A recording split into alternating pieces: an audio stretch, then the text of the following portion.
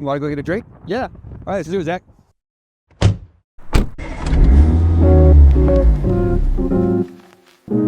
I'm producer Nicole Denson, and today we're talking with Zach Haycock, VP of Revenue at Big Leap.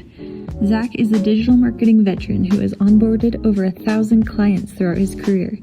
He's an expert in customer acquisition and making complex marketing strategies make sense for executive teams. He's also a self-proclaimed Disney adult, but today we're focused on business. Back to the show. I was at St. George in the last 2 weeks out of the last 3, and I'm going for Christmas with the kids and the folks. And What a good time. yeah, the older I get, the more time I spend down there. Yeah. Or on the coast, really down there. I don't get to the coast as much. Where's your favorite place to visit? I mean, sticking with the theme, anywhere that's warm, but Florida, I've hated LA. But Yeah. the last couple times I've been there, it's been a lot of fun. So maybe LA is fun to visit. I like LA.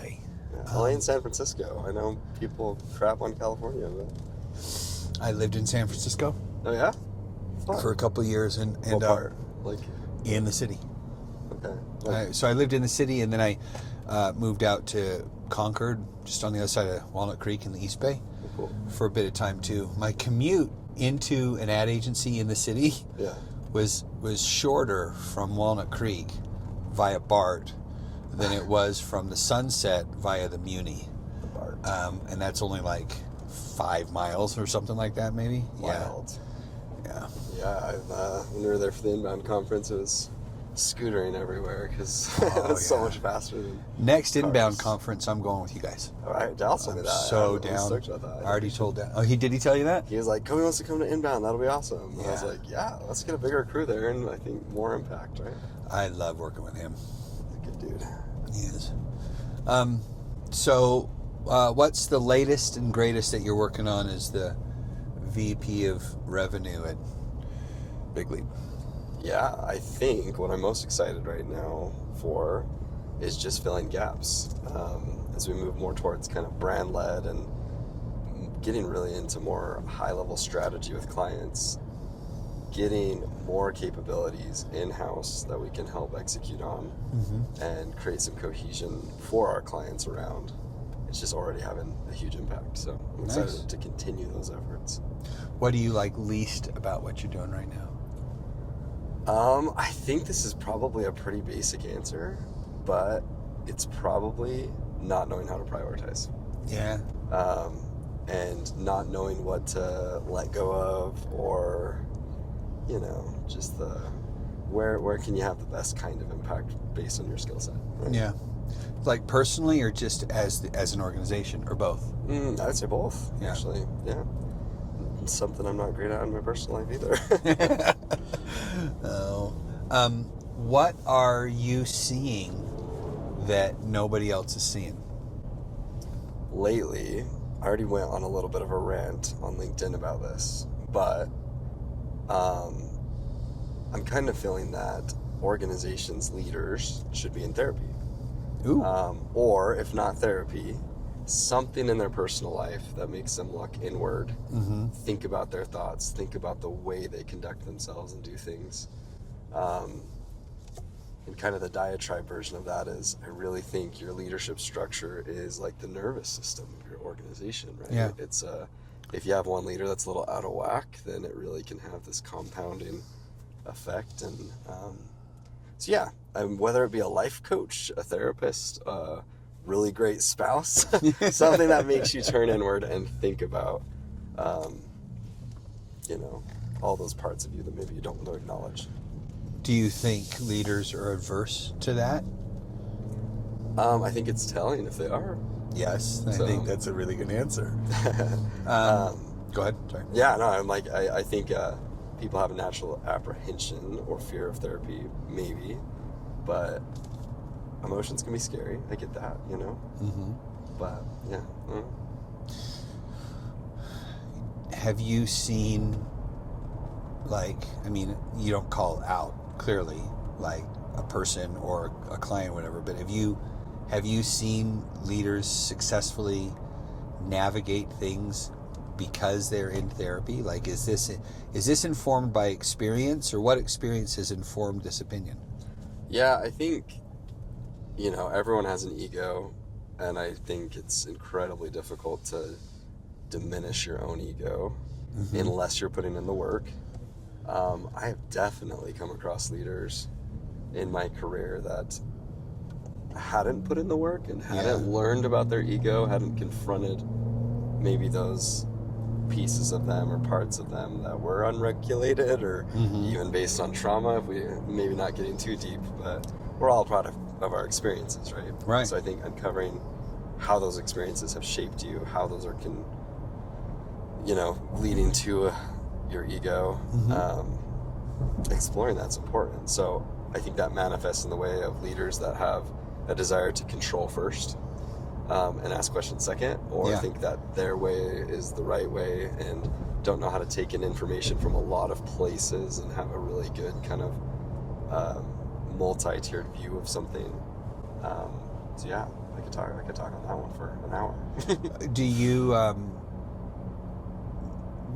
Do you have, again, you don't have to name them if you don't want to, but are there examples of leaders in your career, either past or present, that have maybe created the standard by which you judge other leaders because they do the things that you see need to be done? Yeah, I think the two examples that come to mind are, maybe the first example I had as a good example of this was actually my own father. I think he has his faults, as everyone does, but he's aware of them, and he looks at them, he acknowledges them, and he then is able to create other strengths around him based on where his lack, perhaps, right? I think Brian Phelps, big leap, right? Yeah. Such a good example of that. I would totally agree with that. Yeah, that knows how to hear everybody in the room and then still have some resolve on the direction. Yeah. So, those are two good examples. You know what James told me once about Brian? Pretty early on, I actually brought this up in front of Brian with Jared at lunch a couple days ago. Sure.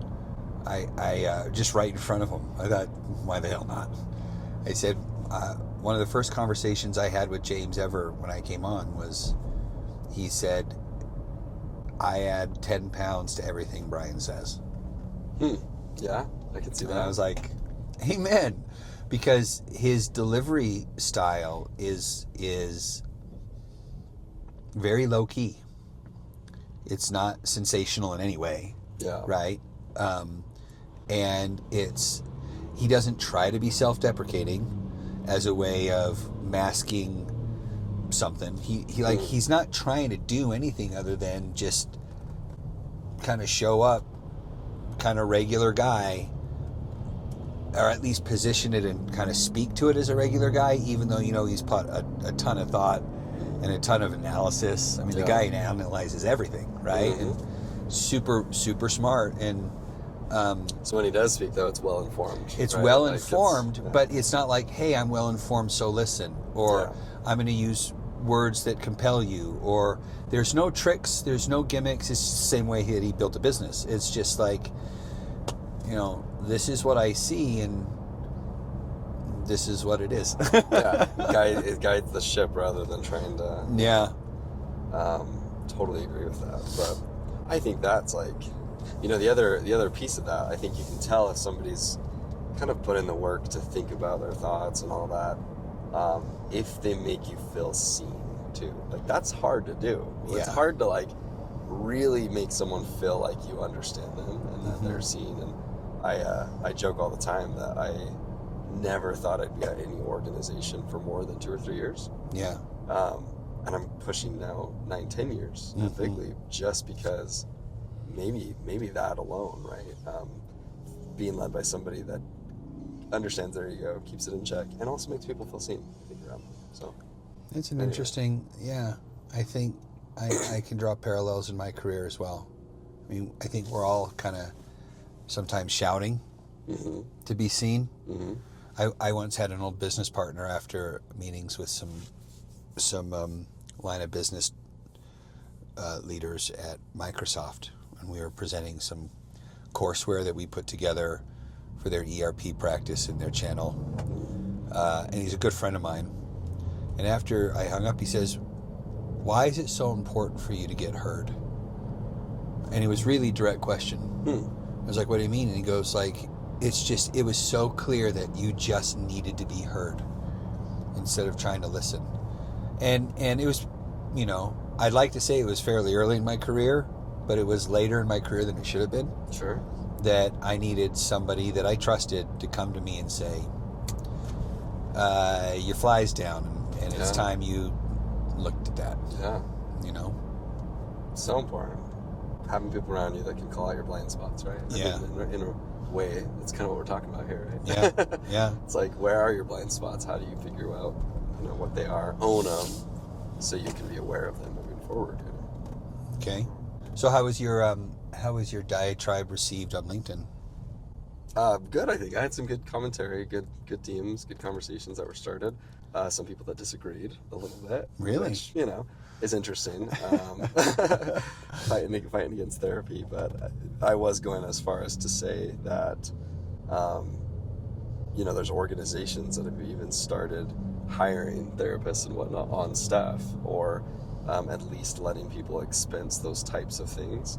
I think it's one of the best investments you can make into your leadership team, is figuring out how to get them, again, if not therapy, something that's going to support the idea of figuring out where their blind spots are, how they're maybe contributing to a lack of growth within the organization and whatnot. There is the opening the can of worms whole thing, though. Yeah. You start going down that path, and as one who has been in therapy for a very long time, like the first few years, things don't necessarily get better. Sure. They get worse. Yeah. Well, it's hard. You're confronting all those things. Yeah. No one like. It's even harder recognizing that everything that you're looking at is a mirror.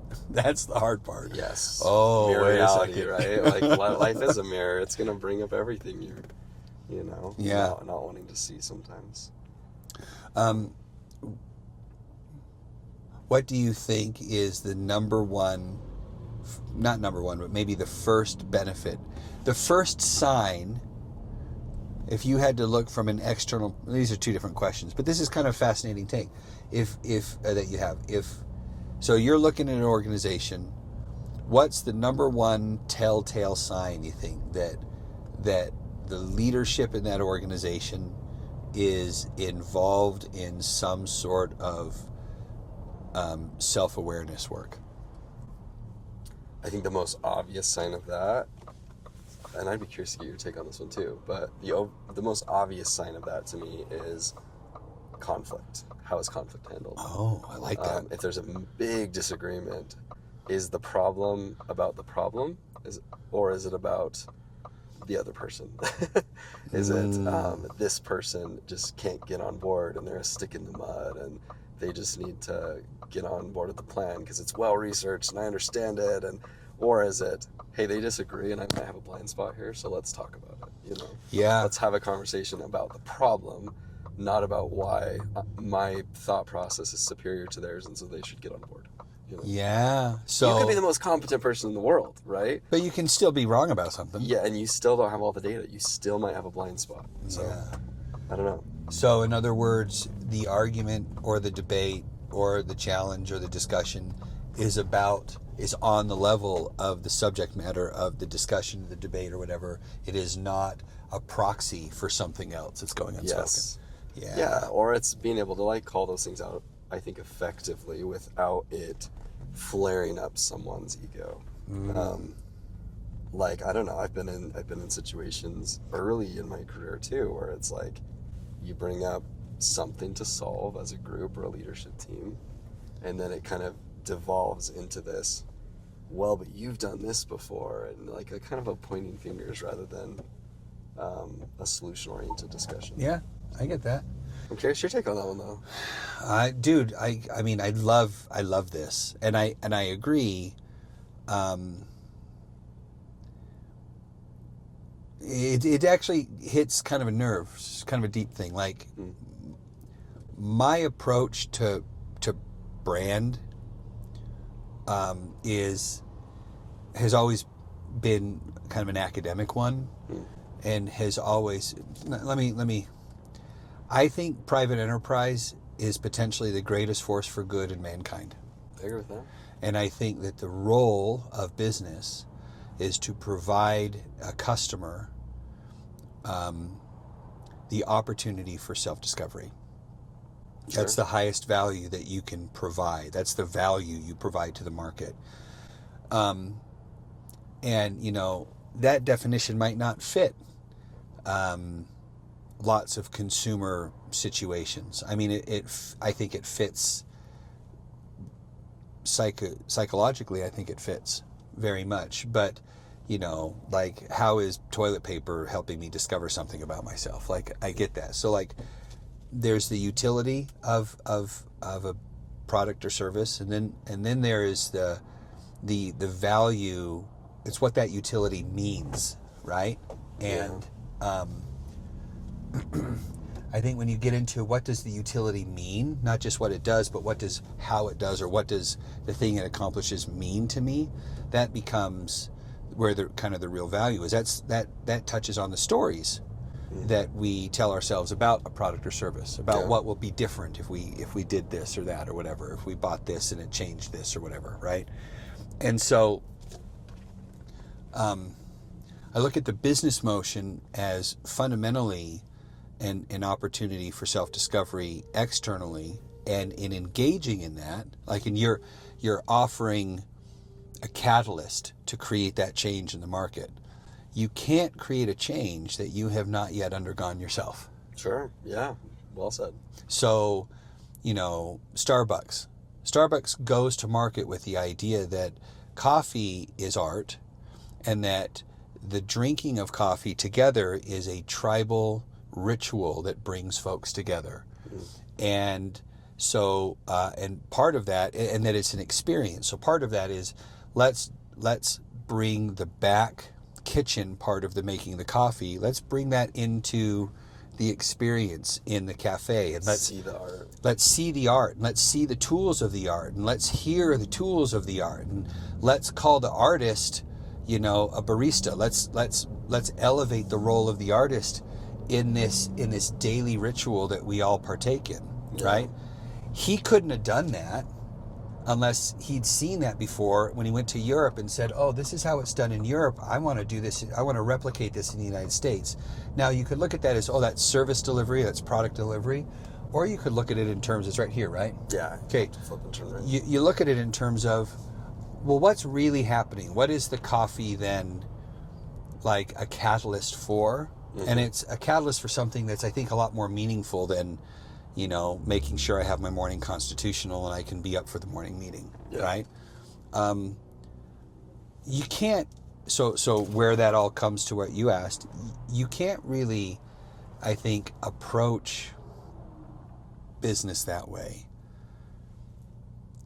if you're constantly in need of just grabbing the cash. I mean, there's, if your hair's on fire and you want to put it out, and you run into a convenience store and you're like, I need something, my hair's on fire, and somebody says, well, what, you want Coke, you want Diet Coke, you want Sprite, like we have bottled water, you know, you don't care. You really, you got to get the fire out. And so it's informing everything. And I think that with business, lots of folks, I think their hair is on fire, and they got to put that hair, they got to like kind of quench that before they can really. Does that make sense? Yeah, no, it does. Yeah. I rambled a lot. We're gonna cut all that out. No, that's good stuff. That's I mean, I actually have a follow-up question to that one. It's what's an indicator for you that a business has actually done this successfully? Well, there's a lot of indicators. Yeah. But is it like a feeling that you have when you think about the brand? Like, you know, I used to think if they weren't going to listen to me, they just weren't interested, and that was the wrong way of looking at it, because, you know, they could be, but my way of doing it probably just was kind of Greek to them, or just didn't really speak to them. That's a really good question. A really good question. And I'm like, you could think about brands, I think, and maybe grasp the idea of that. I mean, you talk about a few here and there, but I don't know. Like, I don't know why, like, Delta popped into my head. You think about let's go places, you know? Uh-huh. And that's something that stays with you. It feels like a brand that actually does understand that, and it resonates with the audience, I think, overall. A little bit of a loyalist, I guess, when it comes to that, but I'm a loyalist for a reason, right? Yeah. I don't know, so... I have noticed brands that are more interested in the impact that they can drive than the dollars that come from that impact. Yeah. You know, which flies in the face of all, like, this is business thinking, but I think that I do, because invariably you can either, if you compete in a market, you will dilute the market. Yeah. But if you serve the market, you will elevate the market or create a completely new market. And I don't think I've ever seen in all my study, in the 25 years I've been studying brand and business, I've ever seen an example where that's not held true. Yeah. All the clients that at Big Leap, those that seem to be truly interested in the conversations that we want to have with them, right, are the ones, well, to be fair, they're the ones that we have access to. I think probably more than just the ones we're having the conversation with would like to have these kinds of conversations, but we often don't have access to those that feel they can have that kind of conversation. Sure. Right? They're middle managers and have some pretty compelling motivation to nail this piece right before, you know, because they can't really worry about some of these other things. But well, and it's a risk too, right? Like, it is a risk to, like, advocate for this type of conversation, and it is. I mean, it's someone's internal credibility on the line if it doesn't go well, right? So yeah, it's definitely maybe a risk avoidant person that doesn't want to engage in that way, or to your earlier point, that, like, just cares more about the cash and the money over the impact, or the safety that the cash and the money represent. Because there's the story, well, I'll do this. How many times have you heard, I'll do this, and when we've got this now, and then we'll have the time and the bandwidth and the resources to do this other thing. Sure. And it never happens. Yeah. Hi, how are you? Good, how are you? Good. Okay, so Zach, where are we going today? We're going to Beany's because it has great coffee. Okay. Gone there for 2 years. Awesome coffee. Best coffee, I think, in Utah. Nice. And if I'm going to keep up with you in a conversation, I need some caffeine. Well, I mean, I do a 44 ounce before 6 a.m. every morning. Okay, so I need a big one then myself. Okay. So you've been going there for 2 years. Yeah. Do you remember the first time you went? I do, yeah. So tell me about it. Signature vanilla latte. Okay. My spouse is a Starbucks connoisseur. Okay. And I think Beany's is better. We have a little argument most mornings about where we go. So nice. Beany's wins out a lot, though. So you're getting the signature vanilla today? Signature vanilla latte, yeah. Okay. Have you ever tried anything else? Actually, everything I've tried there has been phenomenal. Okay, I'm super excited. I'm a coffee noob. It was Diet Coke for years and years and years. Sure, yeah. Love it now, but whenever I go in, I don't know how to order it, so I feel like a total fool. So you're going to tell me how to order a good coffee. Done. Yeah, easy. Okay. All right. Oh, that's magical. It's pretty good, right? That's freaking magical. I go non-fat because it is a little sweet, but good. Oh. Well, a little sweet to me is like it's probably to a normal person pretty standard. Oh man, that is really, really, really, really good. So I have a couple questions kind of associated to your original point, you know, about leaders and therapy. Sure. What would keep somebody, like if somebody was, you know, listening, maybe not a business owner, but somebody that's adjacent to a business owner, and you had an opportunity to give them some advice on how they could influence somebody in their life that they love or that they work with or they care about or that they're dependent upon to begin looking at all of this stuff. What advice would you give the person that's seeking to influence another to start that journey? Ooh, I don't know if I would give much advice on that.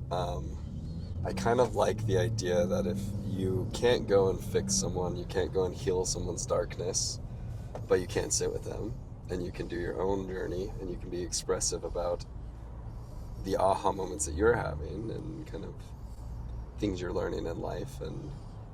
But I think you can just sit with people while they're on their own journey. I don't know if I even believe in strongly influencing someone. I don't know. It might be not a popular take at all, but I think everyone's journey is so individual, and people learn best from those that aren't trying to teach them anything. I don't know.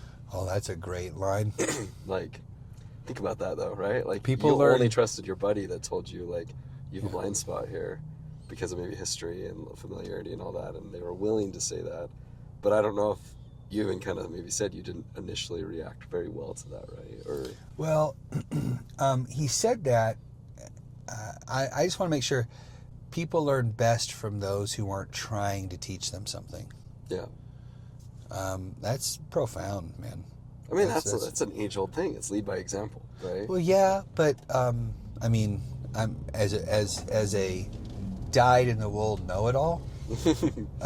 That's hard to hear, you know. But I know that it's true. So yeah, when Ross did that, it was unasked for. It was unsolicited. I try to run against, or I try to work against the premise that you never give unsolicited advice. Sure. Right? But once it's solicited, you give honest, real, even if it's bold advice. You take the opportunity. Yeah. But it was unsolicited, but we had a good enough relationship that I think he's like, you need this. But I sat with that for a couple of years. And I was defensive. Like, I mean, ultimately, pretty soon I was like, I don't know. Because I've made introspection kind of part of my life ever since I got back from a LDS mission pretty early on in my life, and I just started therapy, never really stopped, and this was years after that. So I'd used to the motion, but in that context, I was like kind of surprised. A couple of years later, I went back to him and I said, "Remember when you told that to me?" And he's like, "Yeah." And I go, "Okay, I'm ready to hear everything you have to say." And that was probably, honestly, that started to inform a lot of my exploration into what needed to change in my life in a lot of ways. It led to my divorce and some things like that. So, yeah,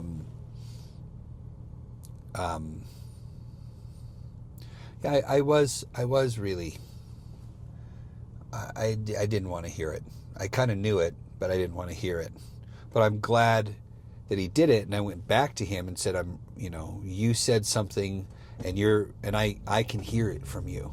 Yeah. I could hear it from Ross. I had a level of trust with him. So I hear what you're saying about everybody's got their own journey, and you can't go out and when we need to tell somebody something to somebody, we like to say, you need to hear this. No, it's we need to say it. Yeah. Right? Yeah. Right? But I trusted him that even if he needed to say it, because, I think there was a little bit of that doesn't mean that I also didn't need to hear it. And so maybe the question I asked you is, what are the things, how do you delineate between recognizing somebody needs to hear something from an outside source and maybe they're ready, versus I really need to tell this person this thing.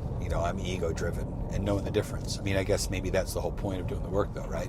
Yeah. I mean, there's probably not a global answer that applies. And I mean, I'm probably definitely wrong on this a lot, right? Like, but I think you actually just said the basis of kind of my opinion. It's more about like, do I need to say this thing for myself? Or is this going to actually create positive change in this person's life if I say it, in an argument, in times of conflict, I think we do have this tendency of like going back to needing to be seen, needing to be heard, but it is more about you than it is about them. Yeah. If you can honestly say, looking at this person, this is for them, then go ahead with your advice. And I think then, to your question, it just has to come from a place of complete love and not animosity, not like, you know, I don't know. It's hard news will always be better received, I think, if the person can feel sincerity, love, and maybe it helps them align to genuine. Maybe that's the. I mean, these are really kind of foundational questions I've asked myself a lot in trying to find my voice, and doing something not performative. Even this, like, you know, the opportunity to go and share a perspective on a platform, like immediately in my head, I'm solving for that moment when it pays off big, and whatever that means. Yeah. Right then, all good gets hijacked because now it's to inform something outside of just the value of the process itself. Yeah. Right. Well, I would say along with that too, like if you're a people pleaser like me, a recovering people pleaser, I think you do have a tendency of telling people what they want to hear rather than what they need to hear. Or if they ask something of you, you want to say yes, you want to give in, you want to like be there for that person that you probably love. Mm-hmm. I find people pleasers are usually the most extreme cases are with the people that they love. Yeah. But I think something that has helped me kind of deconstruct my people pleaser energy is just the idea that, do I want this person to like me right now or trust me forever? You know? Oh, Zach, that's you got a couple. I mean, you've just been laying truth bombs left and right. That's how I see it. It's I don't know if it's truth for everyone, but it's truth for me. Blitzkrieg. But if you really think about that, it's like, I can give in and say yes and like always be positive and tell this person here, yeah, I love your outfit, I love you. And you can still deliver negative criticism with love, right? Again, that's the foundation. But it's like, I think people tend to not trust people pleasers because they're not getting the real, genuine, you know. Yeah. It's too easy to get what they want instead of what they need from them, right? Yeah. Marcus Aurelius used to say he had the three gates. The three gates of, I don't remember what it's called. I remember it as the three gates of something, but essentially the premise was that, and it's told in a story, somebody came and rushed to him at a dinner, or at a meal, and he was in a public market, and said, I must tell you this thing about so-and-so. And before he started, Marcus Aurelius cut him off and says, before you tell me, there's three questions I need to ask you. One, is it true? And the guy said, well, I don't know for sure if it's true or not. And Marcus said, well, does it have utility? And like, does it serve a purpose? Like, and I forgot what the answer was. And then the third thing was, is it kind? And the premise is that if it's not true, you don't say it.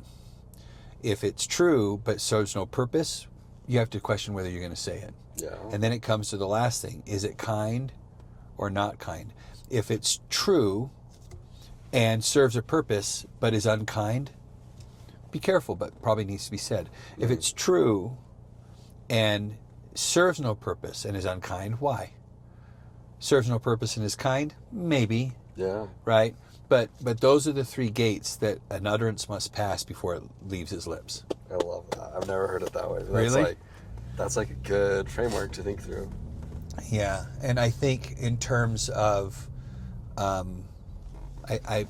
apply that to brand, right? Like, is it true? Right there, 80% of all marketing would probably cease.